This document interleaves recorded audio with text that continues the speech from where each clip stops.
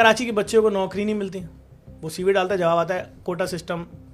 अरे वो बोलता है क्या होता है कोटा सिस्टम, लाहौर में तो नहीं है, इस्लामाबाद में तो नहीं है, पिंडी में तो नहीं है, पेशावर में तो नहीं है, कहीं भी नहीं है, कराची में क्यों है? कहते नहीं सॉरी कोटा सिस्टम, आपको नौकरी नहीं मिलेगी। लेकिन एक से क्या फर्क पड़ता है, 3 करोड़ की आबादी है, 3 करोड़ पे डंडी मारी हुई 1 करोड़ 62 लाख। अरे भाई 4.5-5 करोड़ की आबादी है क्या? आप मुझे कराची के इलाकों के नाम बता दो, मैं आज के बाद सोशल मीडिया पर आना बंद कर दूंगा।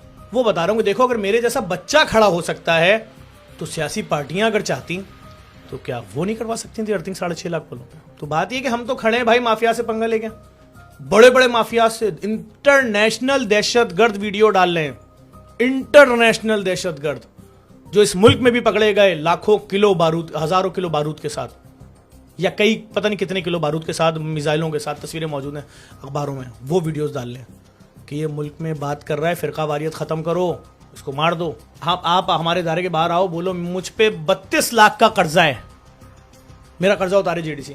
हम उनसे कहते हैं यार हमारी पॉलिसी नहीं, ना कर्जा देते हैं ना कर्जा उतारते हैं, ना आपका सूद हम डील करेंगे, क्योंकि हमें कोई डोनर कोई पैसे नहीं दे रहा कि जाओ इनका सूद उतारो जो उन्होंने सूद पे काम किया। भाई तुमने अल्लाह का अहकाम नहीं माना और उसको मैं लोगों का पाक साफ पैसा जो उसमें झोंक दूं, मैं मना करता हूं तो अब वो बाहर खड़े हुए वीडियो बना रहे हैं, ये देखें झूठे फ्रॉडिये, मैं तो खुदकुशी करने जा रहा हूं, यहां आया था मदद नहीं की। अच्छा बताओ तो क्या मदद नहीं की?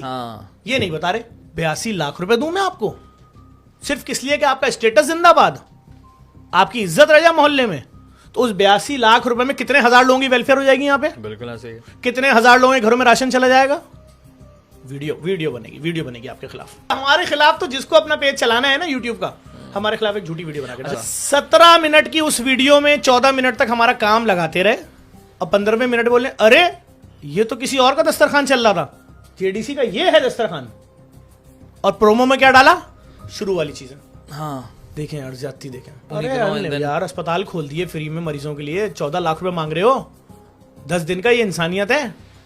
12 दिन 14 दिन का 22 लाख रुपए कहां से देगा कोई? इधर ये क्या हमारे शहर का लड़का ना क्रिकेट ग्राउंड है वो कचरा कुंडी बन गया, या किसी बिल्डर ने कब्जा करके उसके ऊपर फ्लैट बना दिए। अभी बेचारा बच्चा आता है मैट्रिक के बाद, वो चौक पे यूं बैठता है 4 बजे शाम में और 11 बजे घर चला जाता है। अब उस चौक से जो आइडियाज मिलेंगे उसका वही काम होगा। मैंने हजारों केसेस हैं, महीनों के हजारों। सोचे मसला यहाँ तो इज्जत का आ जाता है ना फौरन, बेटी गई है, रात गुजर गई, अब क्या वापस ले लोगे घर में? ओ यार क्यों नहीं लोगे भाई, बेटी है मेरी, ढूंढो। नहीं वो मोहल्ले वाले क्या बोलेंगे, फला क्या बोलेगा? अरे क्यों क्या बोलेगा भाई, मेरे जान है, मेरे जिगर का टुकड़ा है यार, ढूंढो। मैं किसी से नहीं डरता वरता, सीधी बात है। जबकि मैं चैलेंज से कह सकता हूं जितनी मेरे कत्ल के लिए फतवे और वीडियोस मौजूद हैं इस वक्त नेट पे, किसी के लिए नहीं होंगे पूरे पाकिस्तान में। जिस डोनर को फोन कर रहे हैं भाई, वो आप हर महीने सबको, तुम्हें जफर हालात नजर नहीं आ रहे? नहीं अल्लाह बेहतर करेगा भाई, आप तो परेशान नहीं हो। ओके बेटा जफर अभी 2-3 महीने बाद फोन करना भाई, समझो हालात तुम्हारे सामने।